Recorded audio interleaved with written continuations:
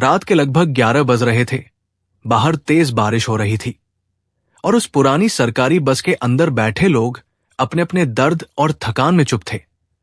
लेकिन किसी को भी ये अंदाजा नहीं था कि अगले कुछ मिनटों में उसी बस के अंदर ऐसी घटना होने वाली है जो कई जिंदगियां बदल देगी और शायद इंसानियत पर भरोसा खो चुके लोगों की आंखों में भी आंसू ला देगी। बस तेज रफ्तार से सुनसान हाईवे पर दौड़ रही थी। खिड़कियों से आती ठंडी हवा और बारिश की बूंदें अंदर बैठे लोगों के चेहरों को छू रही थी। तभी अचानक बस के पीछे वाली सीट से एक लड़की की धीमी रोने की आवाज आने लगी।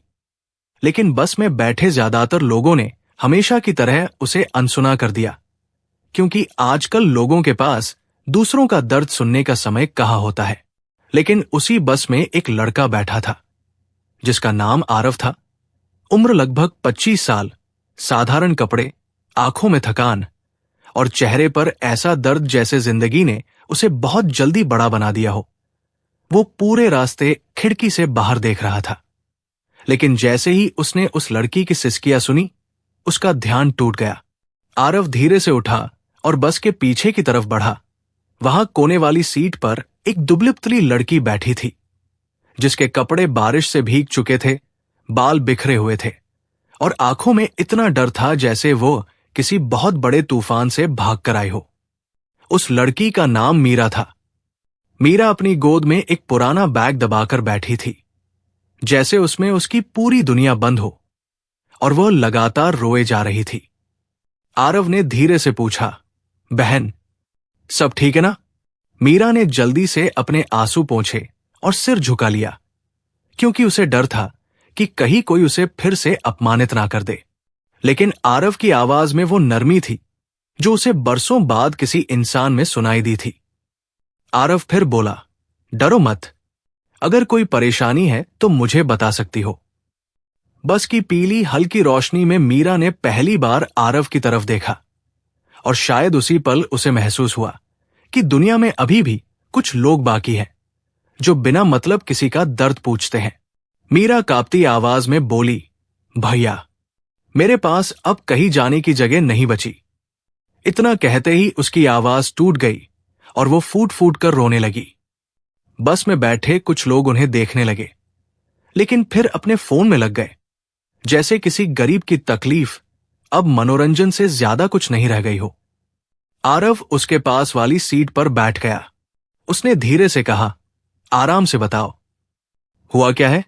मीरा ने अपने आंसू रोकते हुए जो कहानी सुनानी शुरू की, उसे सुनकर आरव के पैरों तले जमीन खिसक गई। मीरा एक छोटे से गांव की रहने वाली थी। उसके पिता मजदूरी करते थे, मां बीमार रहती थी और घर में गरीबी इतनी थी कि कई बार 2-2 दिन खाना नहीं बनता था। लेकिन फिर भी मीरा पढ़ना चाहती थी, क्योंकि उसे लगता था कि पढ़ाई ही वो रास्ता है जो उसकी जिंदगी बदल सकती है। लेकिन गरीब लोगों के सपने अक्सर पैसों के नीचे दब जाते हैं। मीरा के पिता पर गांव के साहूकार का बहुत कर्ज था और उसी कर्ज के बदले साहूकार ने मीरा की शादी अपने 50 साल के भाई से तय कर दी थी। मीरा रोती रही, गिड़गिड़ाती रही, लेकिन किसी ने उसकी एक नहीं सुनी। और आज रात उसकी शादी थी, लेकिन शादी से कुछ घंटे पहले ही मीरा घर से भाग आई। वो भागते भागते बस स्टैंड पहुंची और बिना सोचे इस बस में बैठ गई। मीरा ने रोते हुए कहा, भैया, मुझे नहीं पता मैं कहां जा रही हूं, लेकिन अगर आज मैं वहां रुक जाती ना, तो शायद जिंदा नहीं बचती। उसकी बात सुनकर आरव की आंखें भर आई, क्योंकि उसे अपनी छोटी बहन याद आ गई, जो कई साल पहले गरीबी और मजबूरी की वजह से दुनिया छोड़ चुकी थी। आरव कुछ पल चुप रहा, फिर उसने धीरे से पूछा, तुम्हारे पास पैसे हैं? मीरा ने सिर झुका लिया। उसके बैग में सिर्फ 2 जोड़ी कपड़े और कुछ किताबें थी।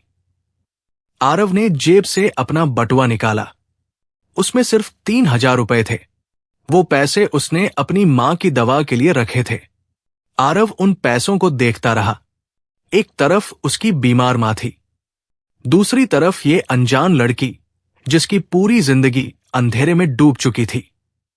बस बाहर बारिश चीरती हुई आगे बढ़ रही थी और अंदर आरव की जिंदगी का सबसे बड़ा फैसला उसका इंतजार कर रहा था। कुछ सेकंड बाद आरव ने वो सारे पैसे मीरा के हाथ में रख दिए। मीरा हैरान रह गई।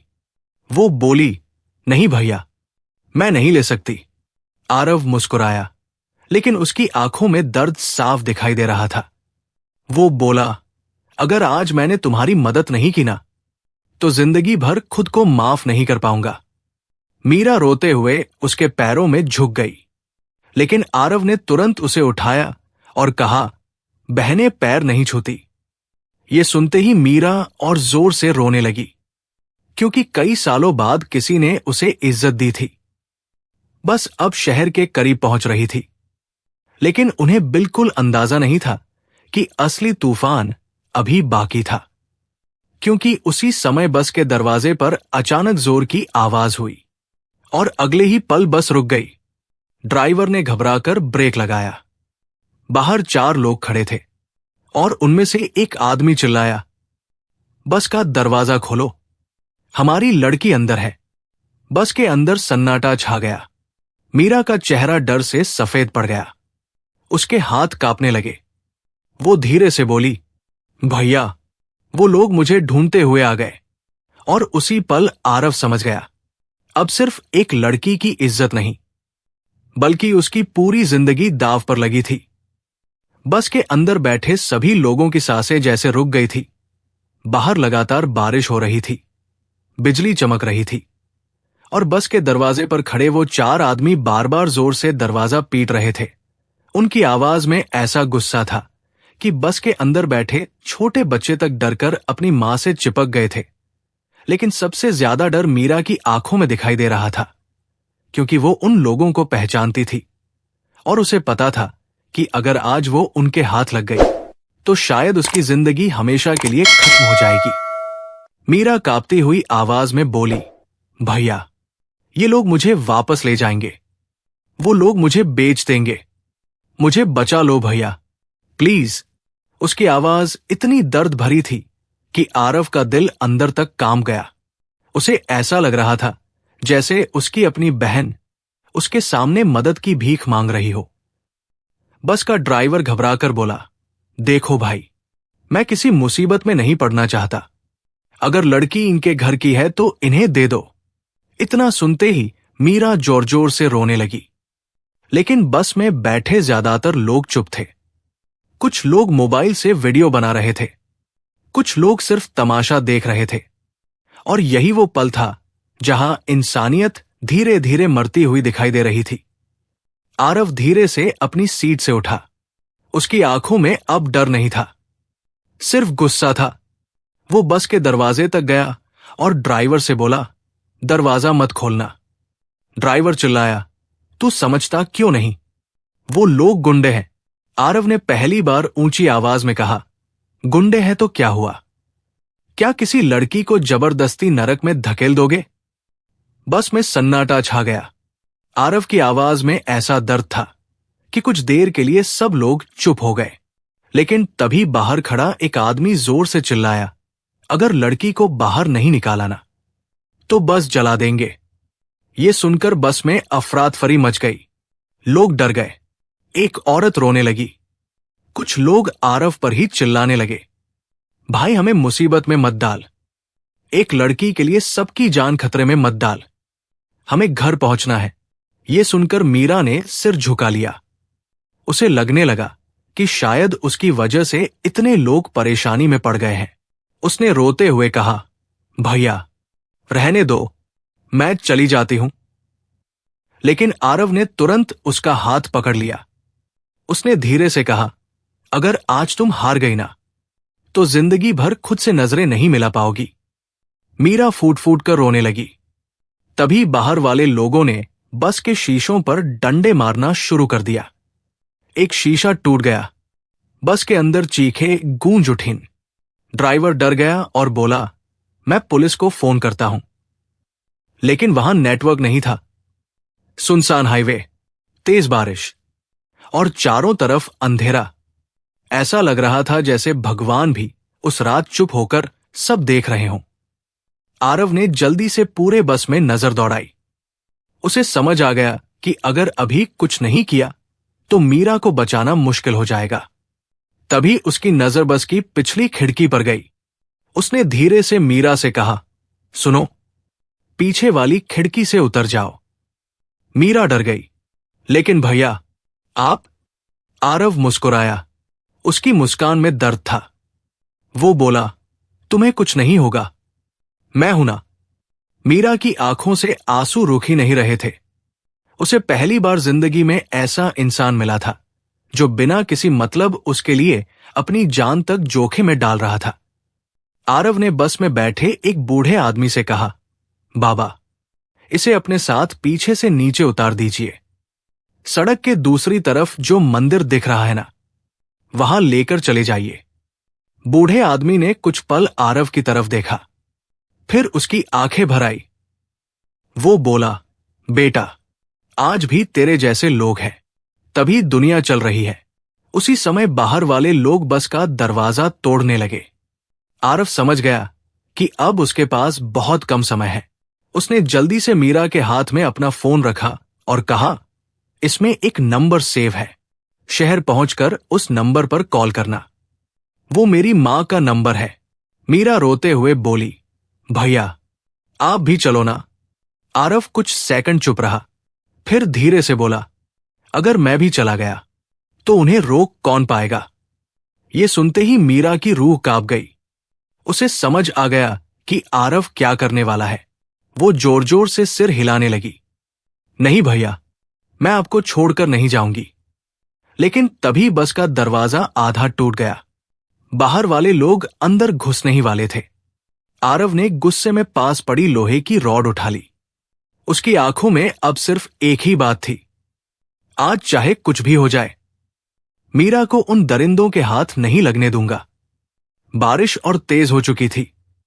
बिजली की चमक में आरव का चेहरा ऐसा लग रहा था जैसे कोई साधारण इंसान नहीं, बल्कि अपनी बहन की इज्जत बचाने निकला एक टूट चुका भाई हो। मीरा पीछे वाली खिड़की से उतरते हुए लगातार रो रही थी। उसका दिल बार बार कह रहा था कि शायद वो आरव को आखिरी बार देख रही है, और सच भी शायद वही था, क्योंकि अगले ही पल बस का दरवाजा पूरी तरह टूट गया। चारों आदमी अंदर घुस आए और उनमें से एक ने गुस्से से चिल्लाकर कहा, लड़की कहाँ है? लेकिन सामने आरव खड़ा था, अकेला, हाथ में लोहे की रॉड और आंखों में ऐसा तूफान जिसे देखकर कुछ पल के लिए वो गुंडे भी रुक गए।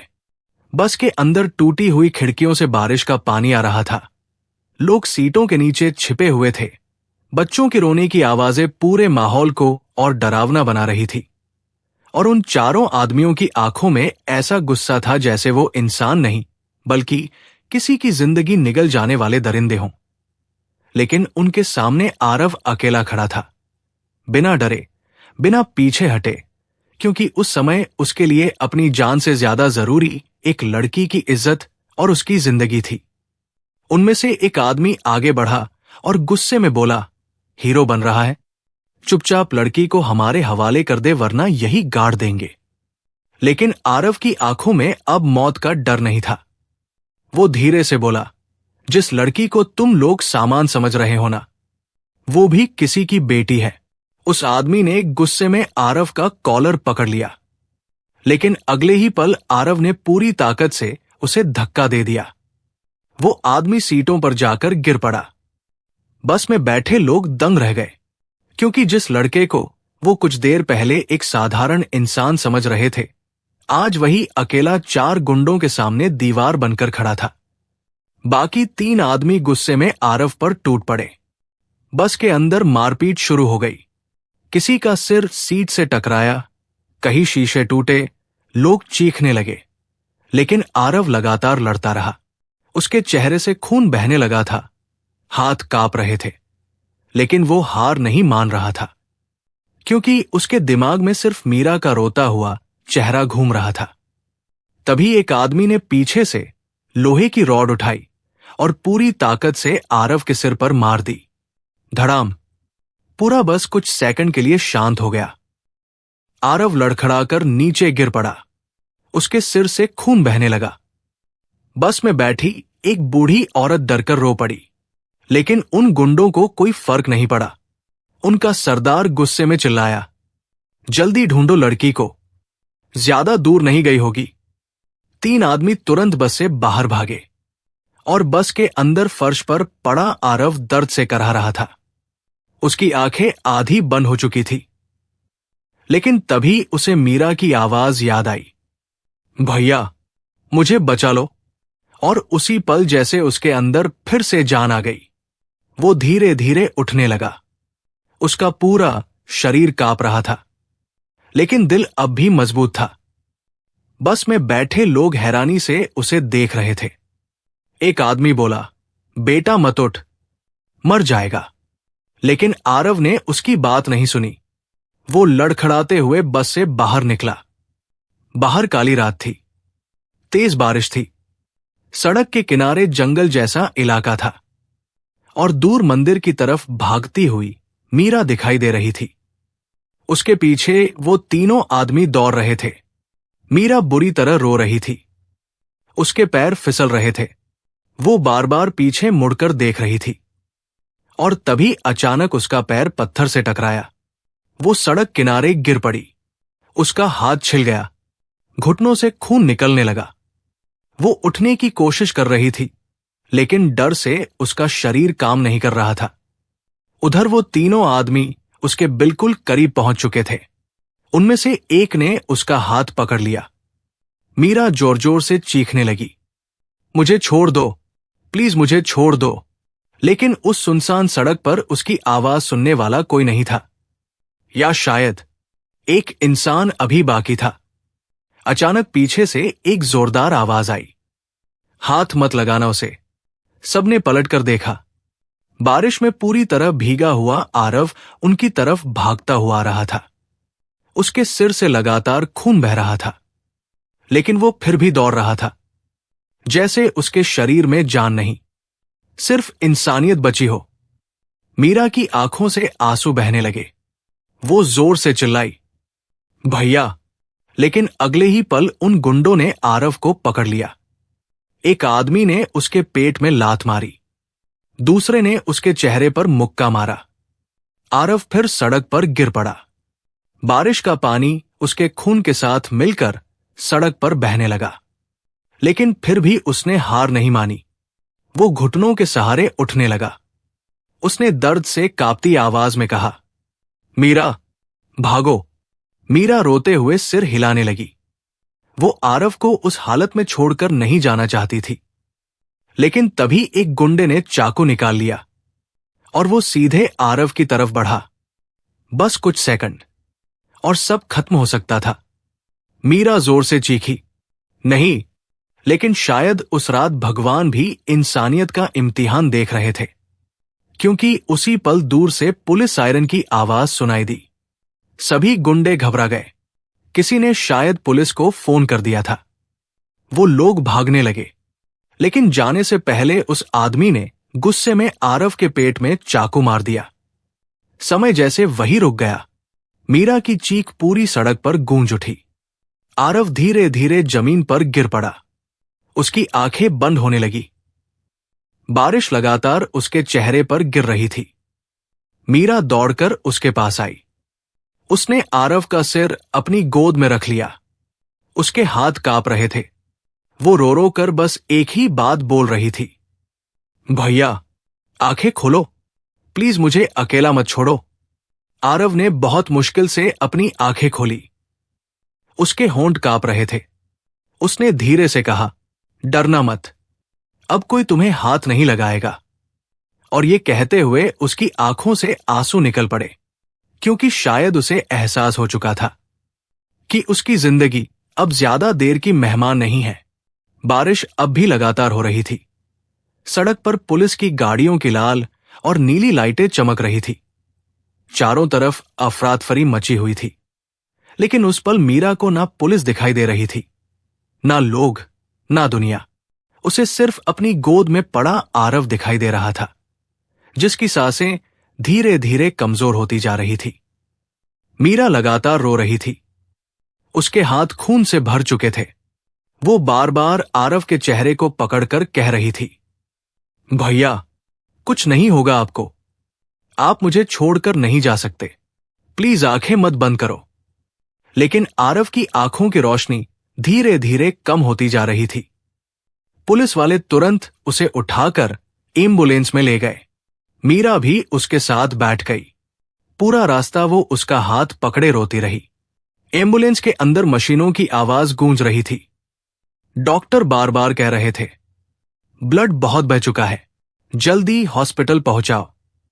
लेकिन उस वक्त मीरा के कानों में सिर्फ एक आवाज गूंज रही थी, अब कोई तुम्हें हाथ नहीं लगाएगा।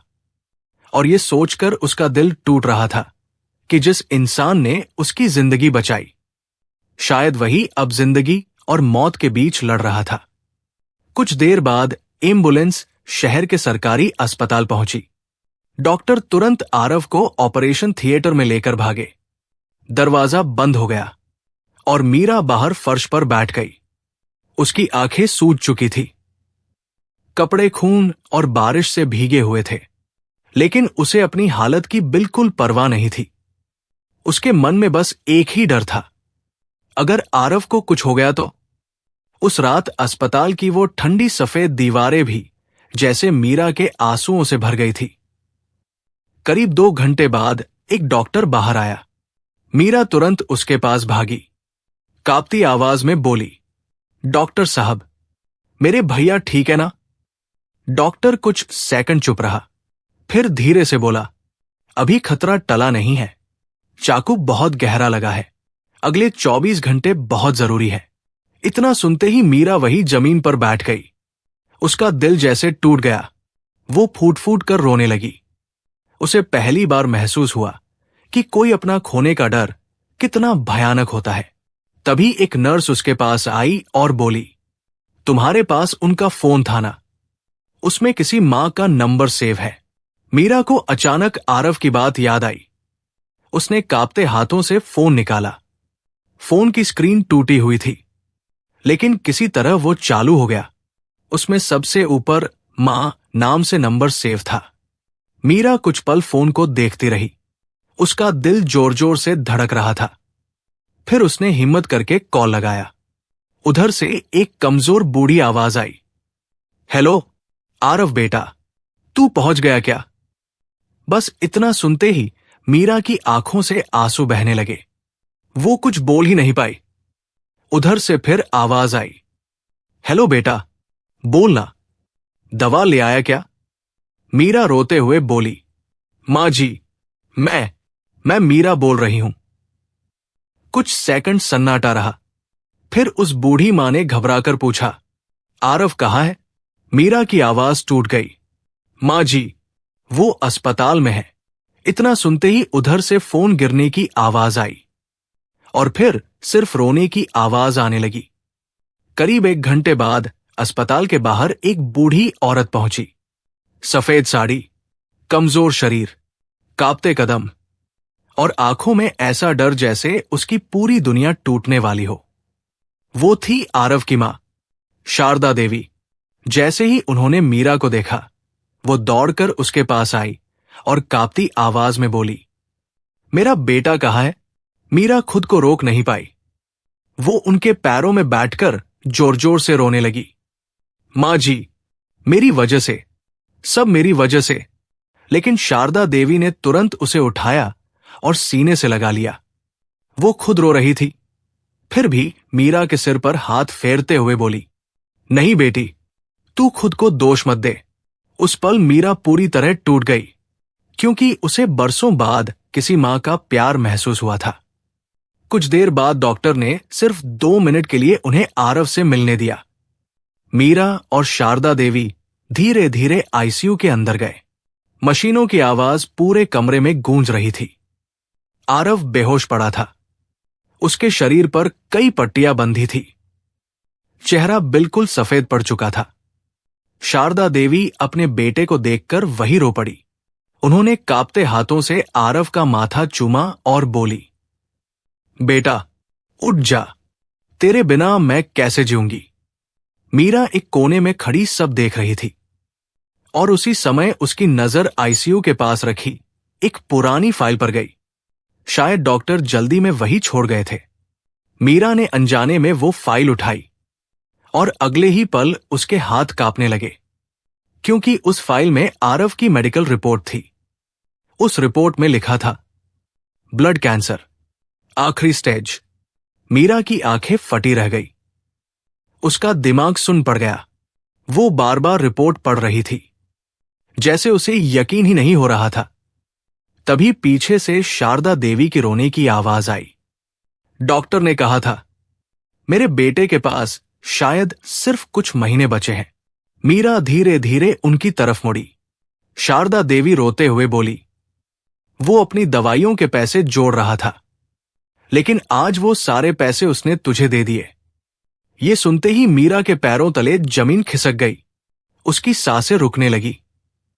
जिस इंसान ने खुद मौत को अपने अंदर छुपा रखा था, वो किसी अनजान लड़की की जिंदगी बचाने के लिए अपनी बची हुई जिंदगी भी दांव पर लगा चुका था। मीरा जोर जोर से रोने लगी। उसने पहली बार महसूस किया कि दुनिया में कुछ लोग फरिश्तों की तरह होते हैं, जो खुद टूट रहे होते हैं, लेकिन फिर भी दूसरों को बचा लेते हैं। और उसी समय आईसीयू के अंदर मशीन अचानक तेज आवाज करने लगी। डॉक्टर भागते हुए अंदर आए। नर्सें घबरा गई। शारदा देवी चीख पड़ी, मेरा बेटा। मीरा का दिल जैसे रुक गया, क्योंकि शायद आरव की जिंदगी का सबसे आखिरी पल शुरू हो चुका था। आईसीयू के बाहर उस रात ऐसा सन्नाटा था कि लोगों की सांसों की आवाज तक सुनाई दे रही थी। मशीनों की तेज बीप बीप पूरे अस्पताल में गूंज रही थी। डॉक्टर लगातार अंदर भागदौड़ कर रहे थे और बाहर खड़ी मीरा की हालत ऐसी हो चुकी थी जैसे उसकी पूरी दुनिया उसी एक कमरे के अंदर बंद हो गई हो। उसकी आंखें लगातार दरवाजे पर टिकी थी। हाथ कांप रहे थे, होंठ सूख चुके थे और दिल बार बार भगवान से बस एक ही दुआ मांग रहा था, भगवान मेरी जिंदगी ले लो, लेकिन आरव भैया को बचा लो। शारदा देवी बेंच पर बैठी लगातार रो रही थी। उनकी आंखों में वो डर साफ दिखाई दे रहा था, जिसे शायद दुनिया की हर मां सबसे ज्यादा महसूस करती है, अपने बच्चे को खो देने का डर। करीब आधे घंटे तक डॉक्टर अंदर जिंदगी और मौत की लड़ाई लड़ते रहे। फिर अचानक आईसीयू का दरवाजा खुला। एक डॉक्टर बाहर आया। उसका चेहरा देखकर ही मीरा का दिल कांप गया। वो भागकर उसके पास गई। कांपती आवाज में बोली, डॉक्टर साहब, मेरे भैया ठीक है ना? डॉक्टर कुछ पल चुप रहा। फिर उसने धीमी आवाज में कहा, वो होश में आ गए हैं, लेकिन शायद ज्यादा समय नहीं है। इतना सुनते ही मीरा के आंसू रुक ही नहीं पाए। वो भागती हुई आईसीयू के अंदर गई। आरव की सांसें बहुत धीमी हो चुकी थी। उसके हाथों में कई पाइप लगी थी। चेहरा बिल्कुल कमजोर पड़ चुका था, लेकिन जैसे ही उसने मीरा को देखा, उसके होठों पर हल्की सी मुस्कान आ गई। मीरा उसके पास बैठ गई और उसका हाथ पकड़कर जोर जोर से रोने लगी। भैया, आपने ऐसा क्यों किया? आप खुद इतने दर्द में थे, फिर भी मेरे लिए। आरव बहुत मुश्किल से बोला, क्योंकि अगर उस रात मैं तुम्हें नहीं बचाता तो शायद मरने से पहले खुद को कभी माफ नहीं कर पाता। मीरा की चीख निकल गई। उसने सिर झुकाकर आरव का हाथ अपने माथे से लगा लिया। उसके आंसू लगातार आरव के हाथों पर गिर रहे थे। कुछ सेकंड बाद आरव ने धीमी आवाज में कहा, मीरा, एक बात मानोगी? मीरा तुरंत बोली, भैया, आपकी हर बात मानूंगी। आरव ने बहुत मुश्किल से सांस लेते हुए कहा, कभी खुद को कमजोर मत समझना। जिंदगी चाहे कितनी भी मुश्किल हो, हार मत मानना और पढ़ाई कभी मत छोड़ना। मीरा फूट फूट कर रोने लगी। वो बार बार सिर हिलाकर हाँ बोल रही थी। आरव की आंखों में आंसू आ गए। उसने कांपते हाथों से अपनी मां की तरफ देखा। शारदा देवी तुरंत उसके पास आ गई। आरव बहुत धीरे से बोला, मां, अब आप अकेली नहीं हैं। फिर उसने मीरा की तरफ देखा और बहुत मुश्किल से कहा, आज से ये आपकी बेटी है। बस इतना सुनते ही शारदा देवी जोर जोर से रो पड़ी। उन्होंने मीरा को अपने सीने से लगा लिया और उस पल पहली बार मीरा ने महसूस किया कि शायद भगवान कुछ रिश्ते खून से नहीं, दर्द से बनाते हैं। आईसीयू के अंदर मौजूद हर इंसान की आंखें नम हो चुकी थी। यहां तक कि डॉक्टर भी चुपचाप अपने आंसू छुपा रहे थे। आरव की सांसें अब और धीमी हो रही थी, लेकिन उसके चेहरे पर अजीब सी शांति थी, जैसे उसे सुकून मिल चुका हो कि उसने जाते जाते किसी की जिंदगी बचा ली। तभी उसने बहुत धीरे से कहा, मीरा। मीरा तुरंत उसके करीब झुक गई। आरव बोला, एक वादा करो। मीरा रोते हुए बोली, हाँ भैया। आरव की आंखों से आंसू निकल पड़े। वो बोला, जब कभी जिंदगी में सफल हो जाओ ना, तो किसी मजबूर इंसान की मदद जरूर करना, ताकि दुनिया में इंसानियत जिंदा रहे। मीरा ने उसका हाथ कसकर पकड़ लिया। मैं वादा करती हूं भैया, आपकी तरह हर मजबूर इंसान का सहारा बनूंगी। आरव हल्का सा मुस्कुराया। उसने आखिरी बार अपनी मां और मीरा को देखा, और फिर धीरे धीरे उसकी पकड़ ढीली पड़ने लगी। मशीन की आवाज अचानक लंबी हो गई। पूरा कमरा सन्नाटे में डूब गया। मीरा की चीख पूरे अस्पताल में गूंज उठी। भैया। शारदा देवी वहीं जमीन पर बैठ गई। उस रात अस्पताल की दीवारें भी शायद रो पड़ी थी, क्योंकि एक ऐसा इंसान दुनिया छोड़कर जा चुका था, जिसने खुद मरते हुए भी किसी और को जीना सिखा दिया। समय बीतता गया। करीब 5 साल बाद उसी शहर में एक बड़ा स्कूल खुला। उस स्कूल के बाहर एक बोर्ड लगा था, आरव शिक्षा सदन, जहां गरीब और बेसहारा लड़कियों को मुफ्त पढ़ाया जाता था। और उस स्कूल को चलाने वाली लड़की कोई और नहीं, मीरा थी। अब वो कमजोर और डरी हुई लड़की नहीं रही थी। उसकी आंखों में आत्मविश्वास था, चेहरे पर सुकून था, और दिल में हमेशा के लिए आरव की बातें बसी हुई थी। शारदा देवी अब उसी के साथ रहती थी। मीरा उन्हें अपनी मां से भी ज्यादा प्यार करती थी। हर साल आरव की बरसी पर वो स्कूल की सभी लड़कियों को एक बात जरूर कहती, अगर उस रात एक इंसान मेरी मदद ना करता, तो शायद आज मैं जिंदा ना होती। इसलिए जिंदगी में कभी किसी मजबूर को अकेला मत छोड़ना। और सच यही है, दुनिया पैसे से नहीं चलती, दुनिया चलती है इंसानियत से। क्योंकि किसी की मदद करने के लिए अमीर होना जरूरी नहीं होता, बस दिल बड़ा होना चाहिए। कई बार भगवान हमारी जिंदगी में फरिश्ते भेजते हैं, लेकिन अफसोस, हम उन्हें पहचान नहीं पाते। अगर उस रात आरव भी बाकी लोगों की तरह चुप बैठ जाता, तो शायद मीरा की जिंदगी खत्म हो जाती। लेकिन उसने साबित कर दिया कि एक अच्छा इंसान 1000 बुरे लोगों से ज्यादा ताकतवर होता है। अब आप मुझे सच सच बताइए, अगर आप उस बस में होते, तो क्या आप आरव की तरह एक अनजान लड़की के लिए अपनी जान खतरे में डालते, या बाकी लोगों की तरह चुपचाप तमाशा देखते?